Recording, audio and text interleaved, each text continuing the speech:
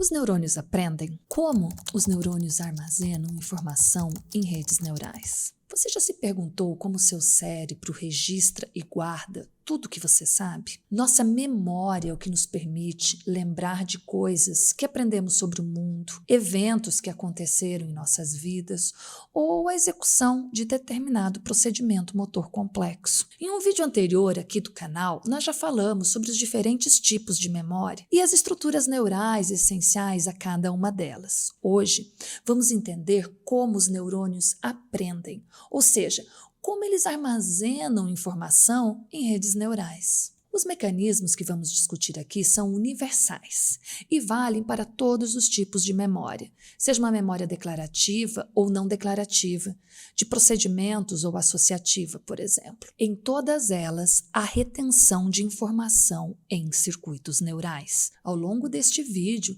vamos abordar alguns dos processos básicos que garantem essa retenção. Como vimos em nosso vídeo anterior, aquele sobre os diferentes tipos de memória, cada experiência que vivemos deixa uma impressão neural, isto é, o engrama, o conjunto de neurônios ativados durante aquele evento. Uma memória formada quando aquele engrama pode ser reativado.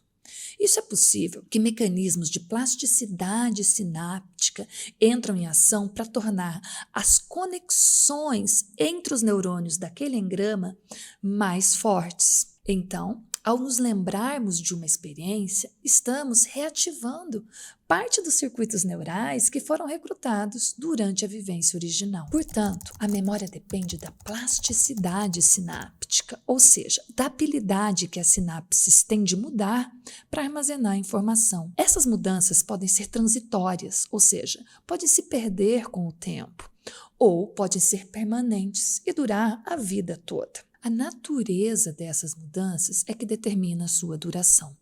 As transitórias dependem principalmente da alteração na atividade de proteínas que já existem, enquanto as permanentes dependem da síntese de novas proteínas e da alteração da estrutura do circuito neural. As transitórias codificam a memória de curta duração. As permanentes codificam as memórias de longa duração. Para que uma memória de curta duração se torne uma memória de longa duração, é necessário que ocorra o que os cientistas chamam de consolidação. É durante a consolidação que ocorre a síntese das proteínas que vão levar à alteração da estrutura do circuito neural. É essa alteração estrutural que estabiliza o contato entre os neurônios daquele engrama, ou seja, dos circuitos neurais que codificam aquela memória. Tendo essa organização em mente, vamos dar alguns exemplos para facilitar o entendimento desses mecanismos de plasticidade sináptica. Para visualizar o que acontece, não tem jeito. Vamos ter de falar de mecanismos celulares da função neural. Se você se perder durante a explicação, fica comigo até o final, que no final tudo vai fazer sentido. A primeira coisa que devemos lembrar é que os neurônios do nosso encéfalo estão organizados em complexas redes neurais, que contêm diversos circuitos neurais. Cada circuito neural contém milhares, milhões de neurônios, e cada um desses neurônios faz milhares de sinapses. Com milhares de sinapses, muita coisa está acontecendo dentro de neurônios que fazem parte de um circuito neural recrutados durante uma determinada experiência. Para continuarmos, agora, lembre-se do que você sabe sobre bioquímica. Em um neurônio ativo, múltiplas vias de transdução de sinais estão sendo recrutadas. Vias como a da adenilatociclase, da fosfolipase C, cálcio-calmodulina, enfim, muitas possibilidades. Incontáveis alterações bioquímicas são induzidas dentro da célula neural a partir da ativação dessas vias de transdução de sinais. Pense nelas como sistema viário intracelular. Cada via de sinalização é uma estrada que leva mensagens específicas ao seu destino, garantindo que o neurônio receba no local e no momento certo instruções para adaptar a sua atividade. Um exemplo comum de alterações bioquímicas que resultam da atividade dessas vias é a ativação de proteínas quinases, como a proteína quinase A, PKA, ou a proteína quinase C, PKC. Essas quinases fosforilam outras proteínas para modular sua atividade.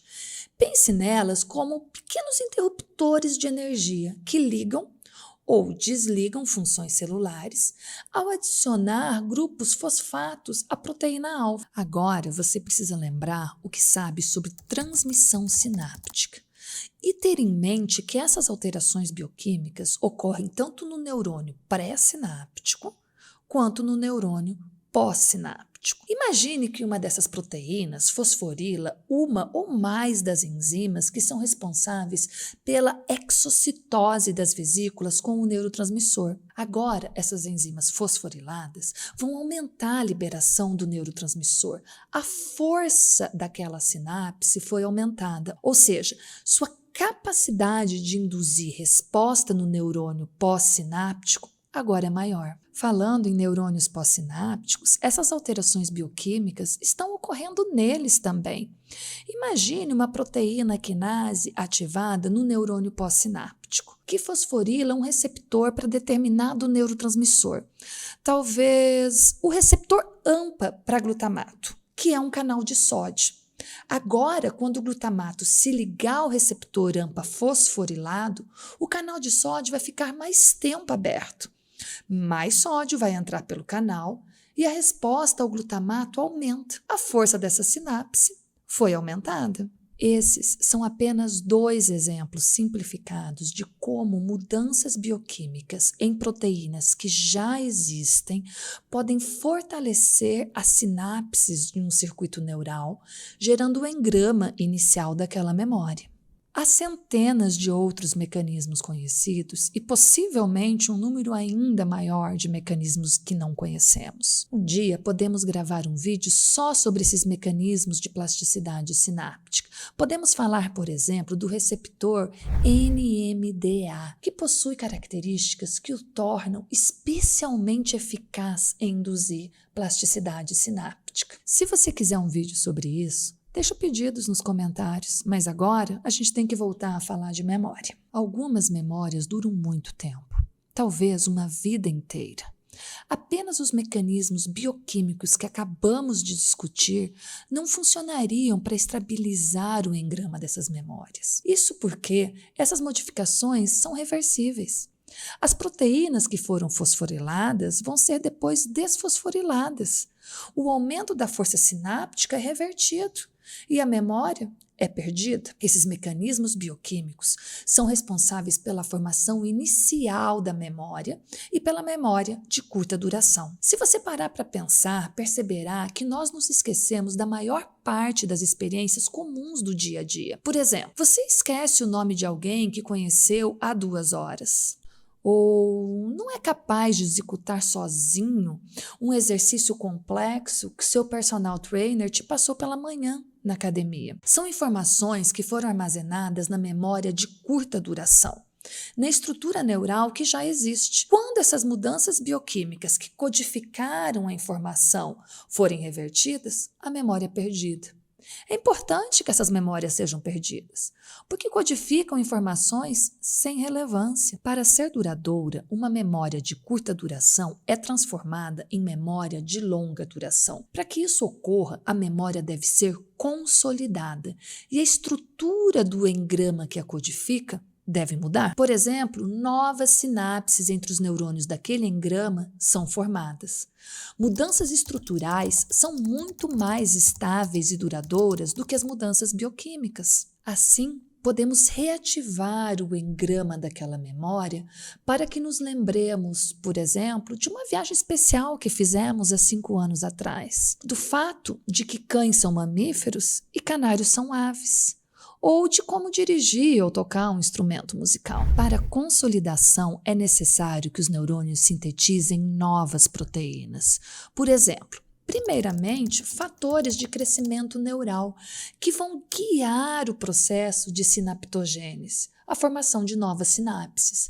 Nas sequências, serão sintetizadas proteínas que vão formar diretamente essas novas sinapses. Se o número de contatos sinápticos entre os neurônios aumenta, fica mais fácil reativar aquele engrama, mesmo que muito tempo tenha se passado. Então, quando alguém te perguntar sobre aquela viagem especial que você fez há 5 anos, você consegue reativar parte daqueles circuitos neurais ativados durante a viagem e isso traz à sua consciência a lembrança daquela experiência. É importante entender que as sinapses mudam o tempo todo, dia a dia, de forma que muita coisa que você lembra pode também ser esquecida. Sinapses que foram formadas podem ser posteriormente podadas.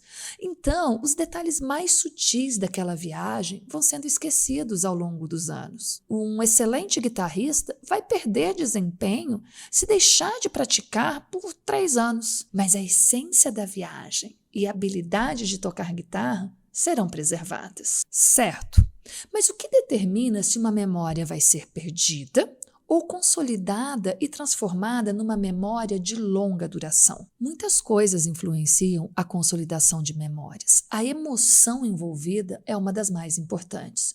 Quando há muita emoção durante uma determinada experiência, a atividade neural recrutada é diferente, mais intensa, em parte porque neurotransmissores especiais têm sua atividade aumentada. Por exemplo, durante experiências acompanhadas de grande emoção, a atividade de noradrenalina, dopamina, serotonina aumenta, facilitando a estabilização dos circuitos neurais, ou seja, o processo de consolidação que permite que memórias de longa duração sejam formadas. Então, é fácil lembrar em detalhes aquela viagem especial. Se a memória em questão for para habilidades motoras, a emoção também ajuda.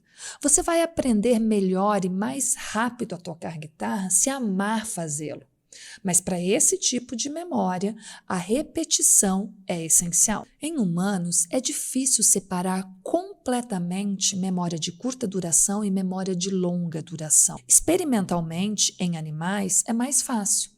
Podemos administrar, por exemplo, inibidores de síntese proteica. Sem sintetizar novas proteínas, a consolidação não ocorre. Não há alteração da estrutura do circuito neural e formação da memória de longa duração. Mas na prática, a separação não é completa. Por exemplo, você lembra o que jantou há 2 ou 3 dias atrás. Então houve um processo inicial de consolidação. Mas se não foi um jantar especial, você vai esquecê-lo.